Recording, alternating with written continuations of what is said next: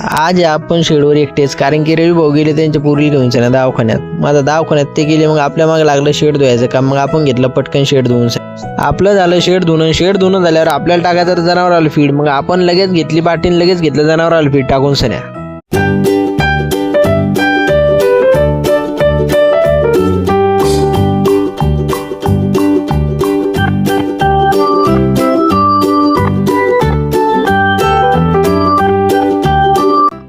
आपलं झालं जनावर फीट टाकून सने. मग आता घरी जाऊन सने जेवण वगैरे केलं. जेवण करून होत नाही, लगेच माहीत झालं की आता गाडी येऊन राहिली डुकरं भरायसाठी. मग लगेच आपण गेलो शेडवर जाऊन पाहिलं की भाऊ यांच्या गाडीत मस्त चुना वगैरे टाकून राहिली, कारण की ते त्यांचं प्रोटेक्शन वापरतायत.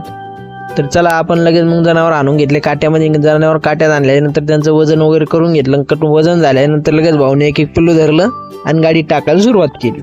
या पिल्लांची पट्टी आली जवळपास 19 ते 20 किलोची आणि हे दिले 235 रुपये किलोनी. आता तुम्ही कमेंट करून सांगा की एक पिल्लू किती रुपयाचा झाला. तर चला, यांची गाडी वगैरे लोड झाली. गाडीत गरम खूप होते म्हणून पाणी वगैरे मारलं. आता म्हणलं बाई यांना तहान लागली म्हणून आपण यांना मस्त थंड्यागार 2 पाण्याच्या बाटल्या दिल्या आणि भेटू.